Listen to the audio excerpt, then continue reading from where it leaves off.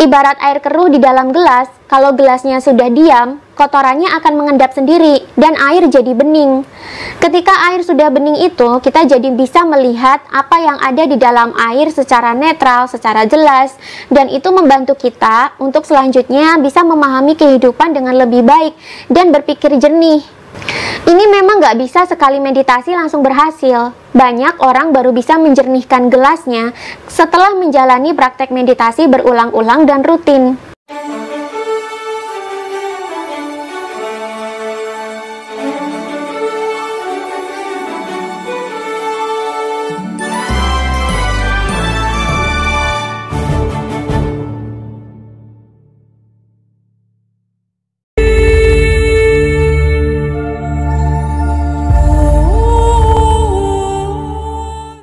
Sebenarnya nggak ada sih ritual aneh-aneh yang saya lakukan untuk mendapatkan kesadaran murni itu sendiri. Yang saya lakukan hanya ada 3 jenis aja, yakni meditasi, mindfulness, dan kontemplasi. Awal mula apakah saya bisa meditasi? Tidak. Jangankan mengamati pikiran dan rasa sampai tenang sendiri. Membuat diri saya diam dan hadir sebagai pengamat saja susahnya minta ampun. Karena saya termasuk perempuan yang aktif. Ditambah, dulu saya depresi. Ketika manajer saya ngajak meditasi, pikiran dan keinginan saya ngelambiar kemana-mana. Baru duduk sebentar udah pergi.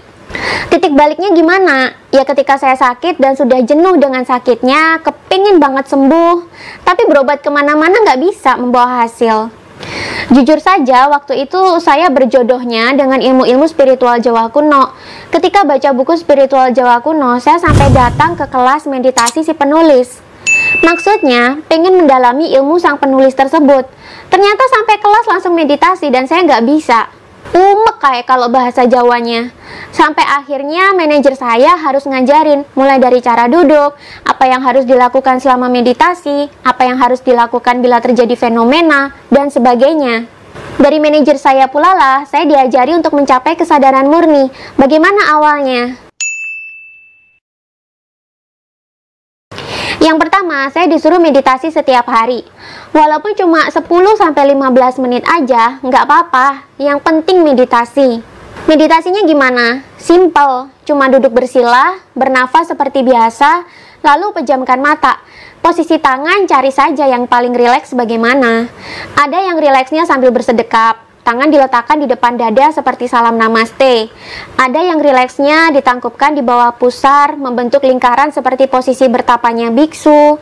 Ada juga yang tangannya diletakkan di atas kedua paha begitu saja. Kalau saya, kebanyakan tangannya diletakkan di atas kedua paha. Harus pakai musik? Nggak harus. Kalau lebih nyaman tanpa musik, ya silahkan tanpa musik. Tapi kalau dirasa lebih nyaman pakai musik, ya silahkan pakai musik. Pakai musiknya apa? Cari aja musik relaksasi yang cocok dengan telinga dan gelombang otak kalian yang mana. Gimana caranya tahu itu cocok dengan kita? Ya pokoknya kalau kita mendengarkan musik itu, kita suka dan bisa membantu kita cepat rileks, pakai aja. Mau pakai bacaan ayat-ayat kitab suci juga bisa, pilih saja yang suaranya merdu. Pakai musik tradisional juga bisa, selama nyaman di telinga dan bisa bikin rileks. Bebas kok, cari mana yang rileks dan nyaman. Carilah tempat yang tenang dan tidak gaduh untuk meditasi. Ketika meditasi, posisi badan harus rileks. Sangat tidak nyaman. Ketika meditasi, kita masih ribet urus kaki kram, tangan kram, kelelahan, dan lain-lain. Jadi, ya cari posisi rileksnya saja bagaimana. Setelah itu, pejamkan mata. Amati saja apapun yang terlintas. Jangan dihakimi, jangan dikasih penilaian, jangan ditanyakan. Tugas kita hanya mengamati apapun yang terlintas, apapun yang terasa. Apapun yang terjadi pada tubuh, entah muncul bayangan dalam pikiran, muncul adegan sesuatu dalam pikiran, muncul perasaan senang, muncul perasaan sedih, muncul perasaan benci, detak jantung nampak mengencang, aliran darah jadi terasa. Tugas kita hanya menyaksikan atau mengamati. Selama meditasi, tugas kita hanyalah hadir dan menyaksikan apapun yang terjadi pada pikiran, rasa, dan tubuh kita. Karena hidup kita itu ibarat gelas berisi air keruh yang dikocok-kocok. Semakin kita beraktivitas, semakin kita bereaksi, gelas akan semakin terkocok. Air akan semakin keruh. Tapi ketika kita meditasi, kita hanya diam, hadir menyaksikan air keruh tersebut mengendap perlahan-lahan sehingga tampak bening. Pikiran dan perasaan kita juga begitu. Jika kita sibuk beraktivitas, mereka juga sibuk bekerja dan saling memberi masukan tiada henti untuk kehidupan kita.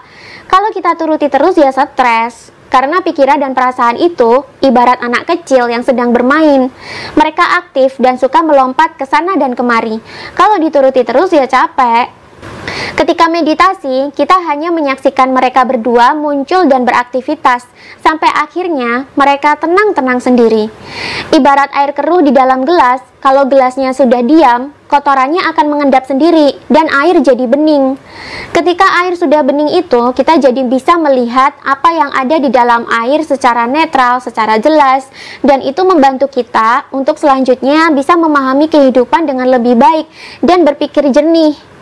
Ini memang nggak bisa sekali meditasi langsung berhasil. Banyak orang baru bisa menjernihkan gelasnya setelah menjalani praktek meditasi berulang-ulang dan rutin.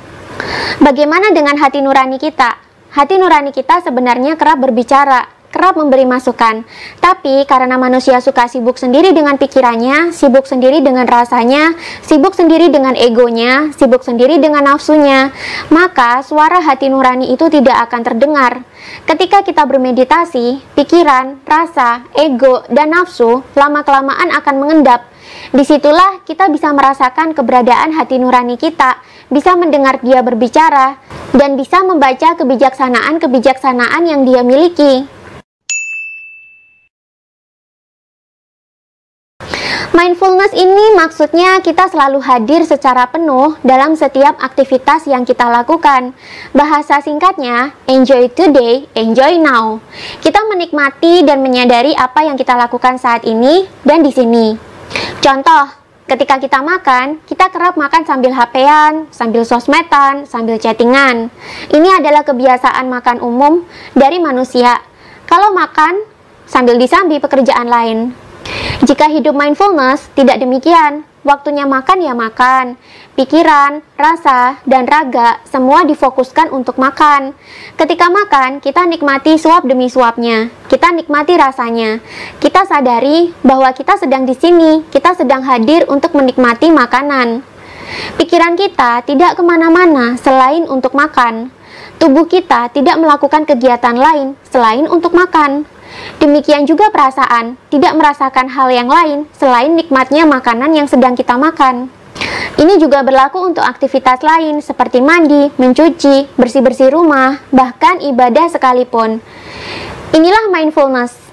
Kita hadir, kita merasa, kita memusatkan perhatian, kita memfokuskan aktivitas tubuh pada apa yang sedang kita lakukan sekarang. Enjoy today, enjoy now. Ini tujuannya untuk melatih kesadaran kita. Bagaimana bisa kita menyadari hati nurani kita kalau dengan aktivitas umum sehari-hari saja kita tidak bisa menyadarinya? Bagaimana kita bisa menyadari keberadaan diri sejati kita atau hati nurani kita yang sangat halus kalau dengan aktivitas yang umum, kasar, dan kasat mata saja kita tidak bisa menyadarinya? Kontemplasi ini artinya merenung untuk mendapatkan jawaban dari suatu persoalan, pikiran, atau pertanyaan. Jujur saja, ketika meditasi, saya seringkali tidak mendapatkan pencerahan atau wahyu apa-apa. Saya hanya menyaksikan pikiran, perasaan, dan tubuh saya sampai tenang sendiri, sampai diam-diam sendiri. Dampaknya biasanya baru terasa di luar meditasi alias dalam kehidupan sehari-hari. Sering sekali jawaban atas setiap pertanyaan hidup saya temukan dalam perenungan. Dan ketika sudah rutin meditasi, saya jadi lebih mudah untuk merenung. Pemikiran jadi semakin encer. Dan saya semakin sering mendengar pikiran dan hati saya bersuara memberikan masukan. Anehnya, masukan dari mereka itu bijaksana semua. Bahkan ketika saya down pun, selalu ada suara yang mencoba menghibur saya. Suara ini dari mana? Ya dari diri sendiri. Suara-suara ini selalu memberikan saya gambaran bagaimana harus bangkit. Suara ini memberikan gambaran bagaimana saya harus bersikap pada suatu peristiwa dengan seenak mungkin, senyaman mungkin. Suara-suara ini juga memberikan gambaran kebijaksanaan bagaimana saya harus merespon suatu peristiwa. Ketika saya dihujat, sebenarnya ada suara-suara yang membisikkan, ngapain sih kamu perhatiin mereka? Mereka itu loh orang-orang yang belum ngerti. Lebih baik kamu kerja lebih banyak untuk menghargai orang-orang yang telah mendukung kamu. Begitu pula ketika saya marah, sering ada suara yang membisikkan, ngapain sih marah? Nanti kamu rugi sendiri, kasihan jantungmu kalau marah kerjanya berat. Bagaimana ketika saya ketemu orang yang membenci saya, atau saya nggak suka sama dia? Ya tetap ada suara yang membisikkan, nggak usah benci orang, bikin capek diri sendiri aja. Kalau orangnya negatif, ya pergi aja loh, nggak usah bergaul. Ketika kita sering melakukan kontemplasi, kita melakukan self-talk atau bicara dengan diri sendiri. Suara-suara kebijakan itu kita renungkan, kita pikirkan, baru kita putuskan jadi tindakan. Inilah yang dimaksud praktek dari kesadaran murni. Kita sadar telah terhubung dengan hati nurani kita. Kita mendengarkan kebijaksanaan dan kecerdasan darinya. Kita mengolahnya dan memutuskannya sebagai tindakan. Tapi ketika kita bertindak, kita sadar betul dengan apa yang kita lakukan. Kita sadar dengan resikonya. Kita sadar dengan tanggung jawab dari setiap perbuatan kita. Sehingga sehari-hari jadi lebih ingat dan waspada. Memang sih ini tidak bisa instan, perlu latihan berminggu-minggu. Saya pun masih sering kepleset, suka tidak menyadari atau tidak menuruti kebijaksanaan di dalam diri tadi. Ya namanya juga proses. Bagi saya, hidup itu proses, dan gak akan berhenti sampai kita mati. Pilihan ada di tangan kita, mau belajar jadi lebih baik, atau mau terjebak dalam kehidupan lama yang tidak enak, itu terserah kita. Saya pun tidak bermaksud menggurui, hanya sharing aja. Karena itu saya tekankan, carilah guru sendiri yang bisa mendampingi kalian untuk mencapai kesadaran murni kalian sendiri. Good luck!